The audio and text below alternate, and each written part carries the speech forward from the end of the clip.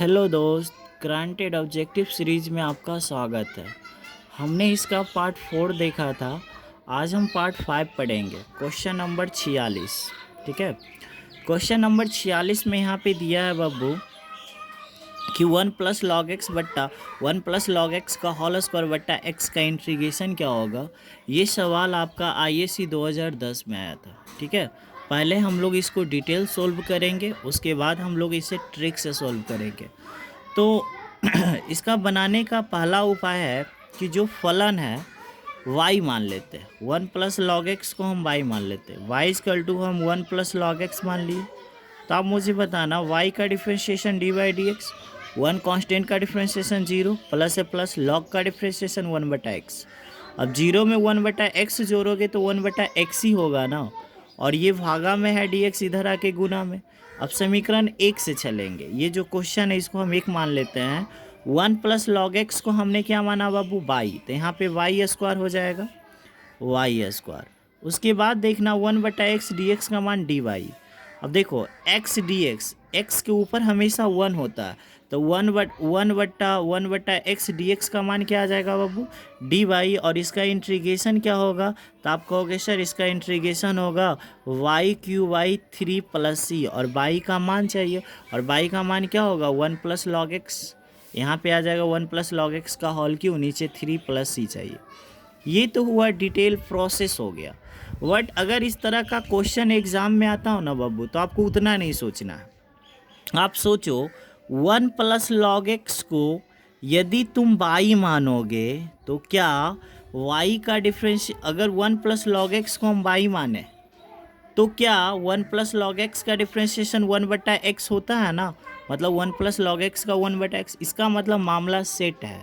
और पावर वाला का इंटीग्रेशन का होगा पावर में एक जोड़ के, 2 है तो कितना 3, जो चीज़ ऊपर वही चीज़ नीचे। इस सवाल का यही उत्तर होगा। अगर आपको खुद सोचो ना भाई, कि अगर हम कहेंगे आपसे, हम एक सवाल हम कह देंगे, हम आपको कहेंगे कि बताओ लॉग एक्स, और नीचे x है और यहाँ पे पावर 4 है, हम कहेंगे इसका इंटीग्रेशन बताओ, तो सिंपल सी बात है, लॉग का डिफ्रेंशिएशन 1 बटा एक्स, मतलब मामला सेट है। पावर वाला का इंटीग्रेशन क्या होगा, पावर में एक जोड़ के, ये 4 है ना तो कितना 5, जो चीज़ ऊपर वही चीज़ नीचे प्लस सी, सवाल का क्या उत्तर है ना।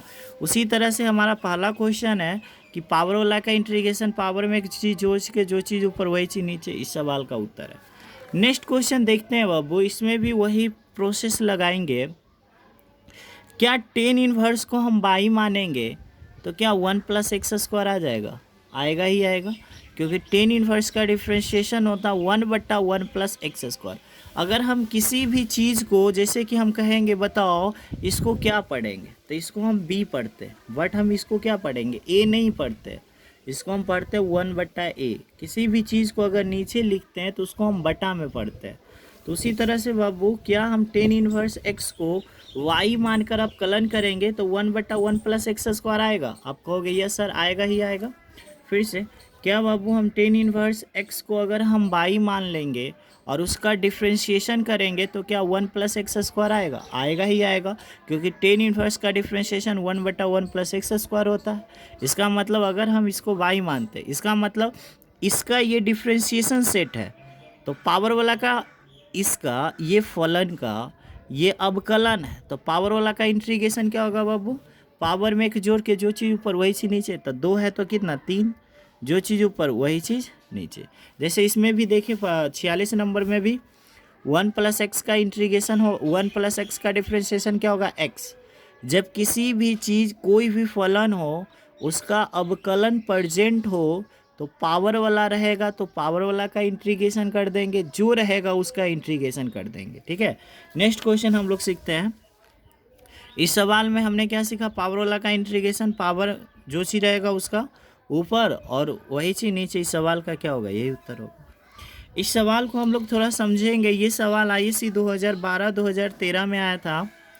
इसमें जो दिया है बाबू, इसमें सवाल दिया है question number 48, A equal to एक मैट्रिक्स है, फिर दिया है बी इजकल टू एक मैट्रिक्स है, A equal to matrix, B equal to matrix है, जहाँ ए स्क्वायर बराबर बी है, तब अल्फ़ा का मान बताओ। ठीक है, 1 मिनट यहाँ पे हम लोग समझेंगे दोस्त, ए इजकल टू एक मैट्रिक्स दिया है, बी इजकल टू एक मैट्रिक्स दिया है जहाँ ए स्क्वायर बराबर बी है, मतलब ए का स्क्वायर जो है वो बी के बराबर है, तब कह रहा है कि अल्फ़ा का मान बताए। आईएससी 2010 में पूछा गया था। तो यहाँ से देखना दोस्त, रफ में हम क्या कर रहे हैं, ए स्क्वायर का मतलब है ए को 2 बार लिखना, एक बार 2 बार। ए स्क्वायर का मतलब ए को 2 बार लिखना, ए का मान यही था ना बब्बू, ठीक है। अब देखना इसको हम कैसे सोल्व करते हैं, 1 मिनट। गुना करने आपको आता है क्या, कैसे गुना होता है? इसका परा लाइन और इसका खरा लाइन गुना होता है। देखो, अल्फ़ा गुना अल्फ़ा क्या होगा, अल्फ़ा स्क्वायर। आगे बढ़ेंगे प्लस 0 गुना 1 क्या हो जाएगा 0। पहला रो को पहला कॉलम में, फिर इसको दूसरा में। अल्फ़ा गुना 0 क्या होगा 0, 0 में 0 जोड़ेंगे 0। फिर नेक्स्ट अल्फ़ा गुना 1, अल्फ़ा प्लस 1 गुना 1 1 होगा, और अल्फ़ा गुना 0 0 हो जाएगा, और प्लस 1 गुना 1 होगा। इसका फाइनली अगर मैं बात करूं तो हमें प्राप्त हो जाएगा ए स्क्वायर अल्फ़ा स्क्वायर, फिर वो अल्फ़ा प्लस 1 होगा, और ये 0 होगा, और ये 1 होगा। तो ये जो है अल्फ़ा स्क्वायर 0 अल्फ़ा प्लस 1 1, ये किसका मान है, ए स्क्वायर के बराबर। ये किसका मान है, ए स्क्वायर का मान। और यहाँ पे कहा गया है बाबू कि ए स्क्वायर जो है, क्वेश्चन में कहा गया कि ए स्क्वायर जो है वो बी के बराबर है। इसका मतलब है, सिंपल सी बात समझना, यहाँ पे कह रहा है कि ए स्क्वायर जो है बाबू बी के बराबर है। हमने ए स्क्वायर का मान निकालना, तो ए स्क्वायर का मान ये आया। ये जो ए स्क्वायर है वो बी के बराबर है। बी मेरा कौन सा है, तो बी किधर गया, हाँ बी है 1051, यानी बी का मान है 1051। ये भी मैट्रिक्स है, ये भी मैट्रिक्स है। जब दो मैट्रिक्स एक दूसरे के बराबर हो जाए तो ये फर्स्ट कंपोनेंट जो है अल्फ़ा स्क्वायर वो बराबर होगा 1 का।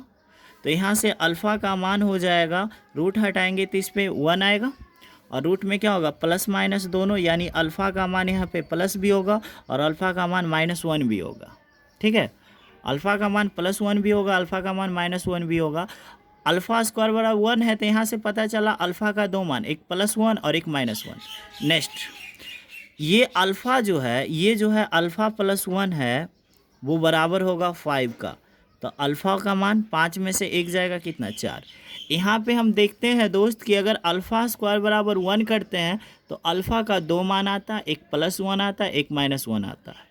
जब हम अल्फ़ा +1 5 के बराबर करते तो अल्फ़ा का मान आता 4। इसका मतलब है कि अल्फ़ा का मान एक 1 आएगा, अल्फ़ा का मान एक -1 आएगा, और एक अल्फ़ा का मान कितना 4 आएगा। ठीक है, अब यहाँ से देखते हैं क्या ऑप्शन हम अपना देखते हैं। ऑप्शन देखो, ऑप्शन देखना गौर से, आईएससी 2010 में भी आया था और 15 में भी आया था। अल्फ़ा का मान 1 है, ठीक है, अल्फ़ा का मान हमारा आंसर में 1 आया है, -1 आया 4। जितना भी आंसर आया है सब इसमें है, देखो 1 भी है, -1 भी है, 4 भी है। अल्फ़ा का जितना मान आया इसमें सब है, तो क्या हम 1 को आंसर कर सकते हैं, नहीं कर सकते। इसका मतलब है बाबू कि यहाँ पे जो हम यहाँ इसका चौथा आंसर जो है अल्फ़ा का वास्तविक मान नहीं है। इस सवाल का यही उत्तर होगा, क्योंकि आप खुद सोचो ना, ये तीनों आंसर आया हुआ है। अब यहाँ पे रहता डी में लिखता कि ABC तीनों, तो हम डी को क्लिक कर देते, बट यहाँ पे ऐसा कुछ नहीं किया। तो यहाँ पे हम लिखे अल्फ़ा का वास्तविक मान नहीं है, इसी को आंसर कर देते हैं, क्योंकि हम इसे ना आंसर कर सकते, ना इसे कर सकते, ना इसे, लेकिन है ये तीनों आंसर। ठीक है, अब सेम उसी तरह का फिर से आपको एक क्वेश्चन दिख रहा है। जैसे देखो, ये भी मैट्रिक्स है, ये भी मैट्रिक्स है, दोनों मैट्रिक्स एक दूसरे के बराबर है। तब आपको कह रहा है कि बताओ एक्स का मान ज्ञात करो। आईएससी 2015 में आया था। तो मुझे कहना है, जिस तरह से ये 5 5 के बराबर है, ये 3 3 के बराबर है, उसी तरह से ये जो है y बराबर होगा 2। यहाँ से हमको पता चलता है कि y का मान जो है बाबू -2 के बराबर है। ठीक है, अगला स्टेप, ये जो 2x - 5 है, ये जो 2x - 5 है, ये किसके बराबर होगा, 6 का। क्यों ऐसा, क्योंकि फर्स्ट कंपोनेंट के बराबर होगा, सेकेंड का, थर्ड का, इस तरह से होता है। ठीक है, अब यहाँ से देखना 2, ठीक है, y का मान कितना है, -2, तो माइनस क्या कर देगा, +2। इधर 6 है, 6 में से 2 जाएगा, कितना बच जाएगा, यानी 2x बराबर 4, तो x बराबर कितना बच जाएगा 2, x बराबर 2। बट इतना आप डिटेल मत करो भाई, आप खुद सोचो ना कि y का मान कितना है, -2, और ये जो 2x माइनस वाई है जो 6 के बराबर है, तो x का अगर y का मान हम -2 रखेंगे तो 6 में से -2 जाएगा तो हो जाएगा कितना 4, और 2x को 2 से 4 में डिवाइड करेंगे, डेट मीन्स इस सवाल का क्या हो गया, उत्तर हो गया।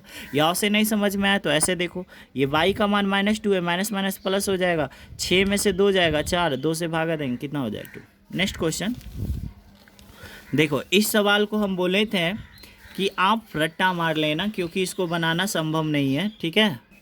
इस सवाल में हम बोले थे बाबू रट्टा मार लेना, इसका आंसर हम देने का तरीका बताए थे, x माइनस वाई फिर y माइनस जेड। देखो ऑप्शन चेक करो, x माइनस वाई इसमें है, लेकिन अगला चीज़ चाहिए y माइनस जेड, इसमें है, ख़त्म हो गया, ठीक है। फिर देखो x माइनस वाई चाहिए, अगला स्टेप y माइनस जेड चाहिए, x माइनस वाई अगला स्टेप y माइनस जेड है, उसके बाद z माइनस एक्स चाहिए। फिर से यहाँ से समझना, इसका आंसर देने का उपाय है x माइनस वाई चाहिए, फिर y माइनस जेड चाहिए, ठीक है, फिर z माइनस एक्स चाहिए, ठीक है। फिर से x है, y है, z है, आंसर x माइनस वाई फिर y माइनस जेड फिर z माइनस एक्स, ठीक है।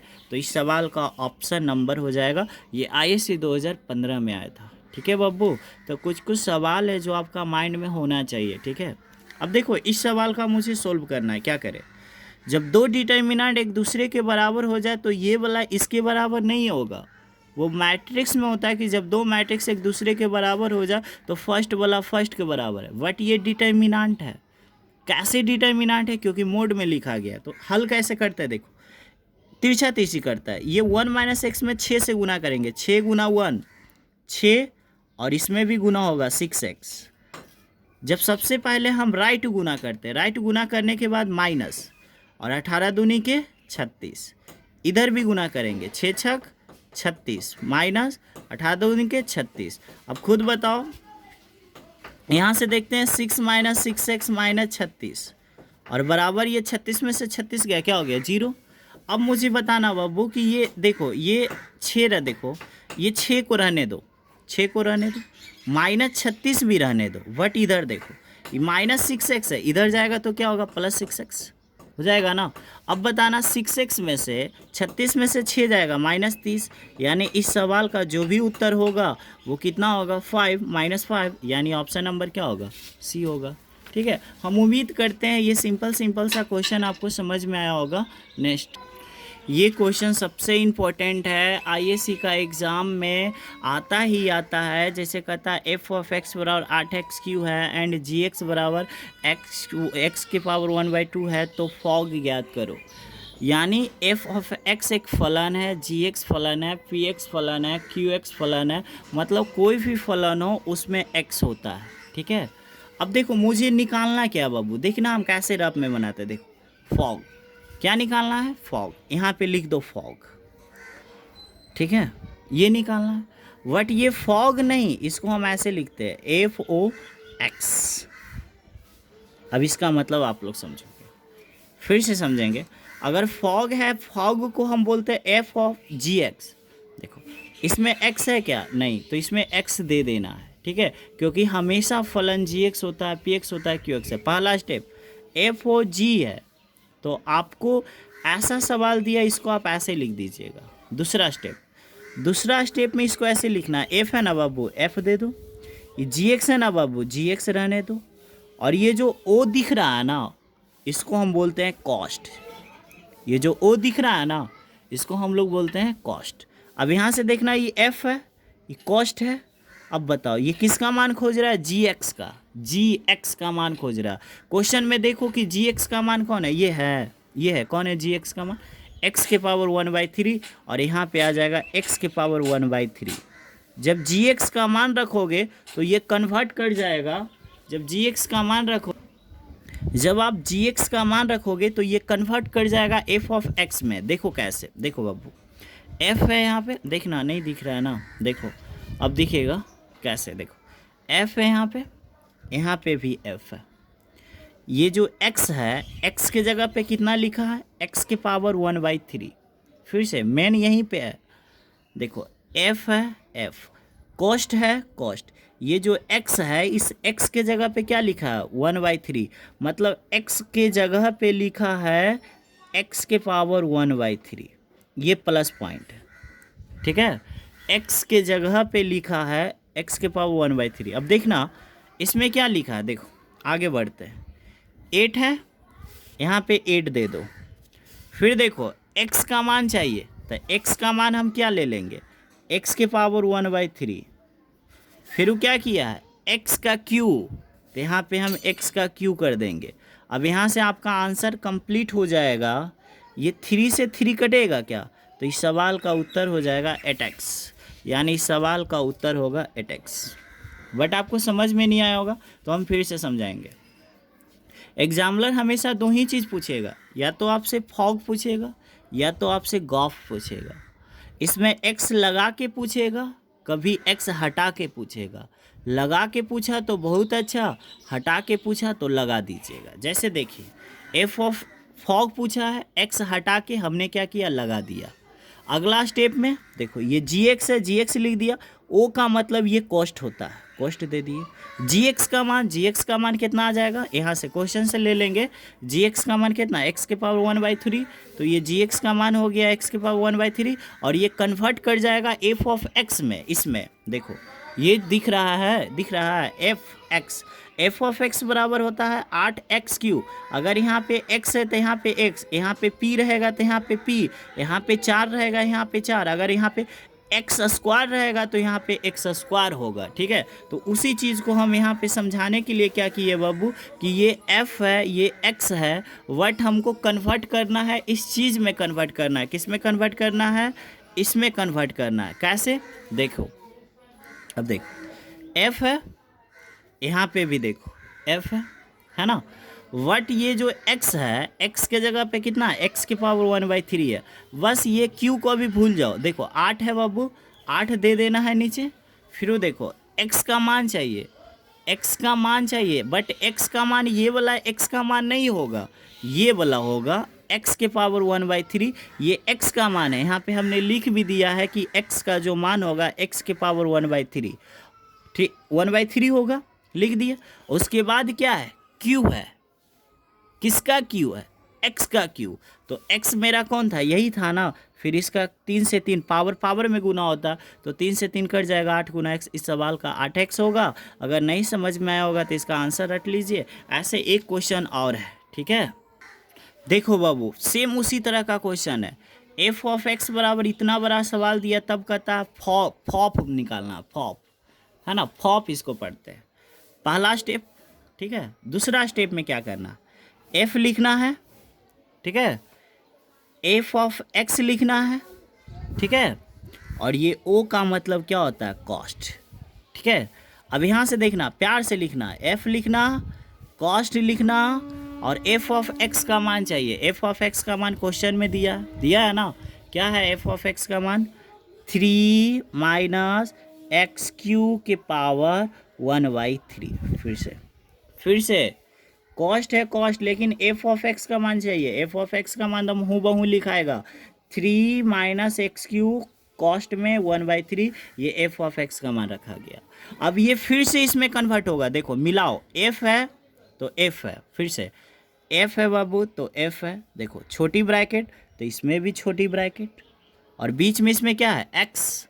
वट इसमें बीच में क्या है, बीच में क्या, 3 - x³ के पावर 1/3। इसी चीज़ को समझना है। अगर आप इस चीज़ को समझ गए तो सब समझ गए। देखो पहला स्टेप एफ है, एफ ऑफ एक्स, ओ का मतलब कॉस्ट होता है, एफ ऑफ एक्स का मान ये वाला आ जाएगा, आ गया। अब इससे कंपेयर करो, एफ है, कॉस्ट है, देखो इसमें देखो एक बाहर कॉस्ट है, शुरू में बाहर कॉस्ट है, सॉरी आप गलत मत समझना, बाहर कॉस्ट है, ठीक है, बाहर कॉस्ट है। अब इसके अंदर क्या है, एक्स, और इसके अंदर क्या है, इसके अंदर है कॉस्ट 3 - x³ के 1/3, जो कि x के बराबर हो गया, ठीक है। अब इसमें रखना है, अब ये जो है ना, इसको इसमें पुट करना है। देखो कैसे पुट होता है, देखो ये कॉस्ट है बाबू, कॉस्ट दे दीजिए, ठीक है, कॉस्ट दे दीजिए। देखो ये कॉस्ट है, कॉस्ट दे दीजिए। ये कितना है, 3, ये 3 दे दीजिए, ठीक है। ठीक है, 1 मिनट, बहुत बड़ा प्रॉब्लम है। ये 3 है, 3 को दे दीजिए, ठीक है, आपको दिख रहा है ना, हाँ ये 3 है, 3 दे दीजिए, माइनस है, माइनस दे दीजिए, ठीक है।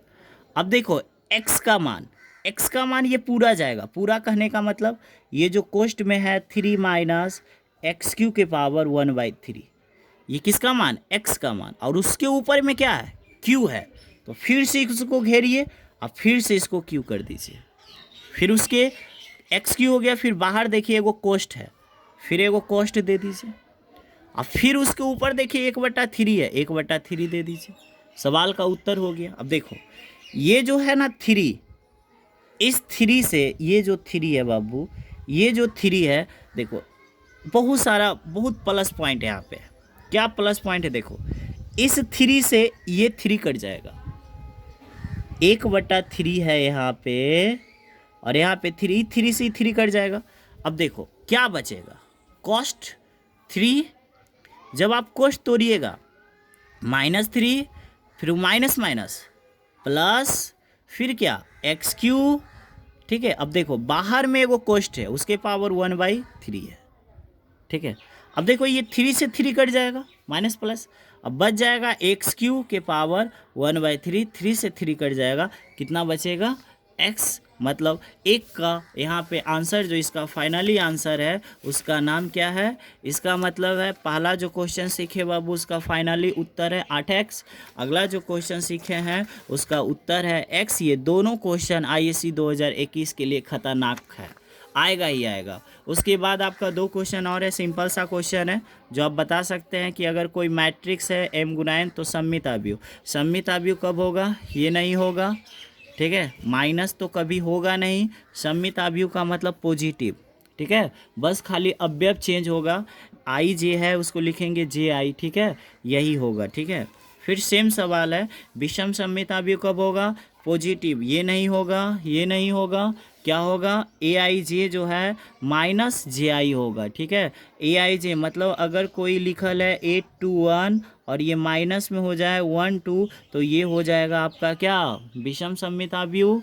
अगर 8 to 1 है, ये सिर्फ हो जाए 1 2, तो ये हो जाएगा सममित अवयव, माइनस में विषमित अवयव और प्लस में सममित अवयव, ठीक है। ऐसे सममित अवयव कहा गया, अगर ए नाम का कोई मैट्रिक्स इसका ट्रांसपोज करने पे अगर ए आता है तो ये सममित अवयव होता है, ठीक है। और ए प्लस ए ट्रांसपोज सममित अवयव होगा और ए माइनस ए ट्रांसपोज विषम सममित अवयव होगा। 100 बात की एक बात, प्लस वाला सममित होगा, माइनस वाला क्या, विषमित होगा, ठीक है। तो हमेशा याद रखना, ये सवाल जो आया था ISC 2010 में आया था, सममित अवयव और विषम सममित अवयव, ठीक है। तो एग्जाम में इजी सवाल भी आते हैं, हार्ड भी सवाल आते हैं। आपको कैसा लगा ग्रांटेड ऑब्जेक्टिव सीरीज पार्ट 5, आप मुझे प्लीज़ बताएं, ठीक है।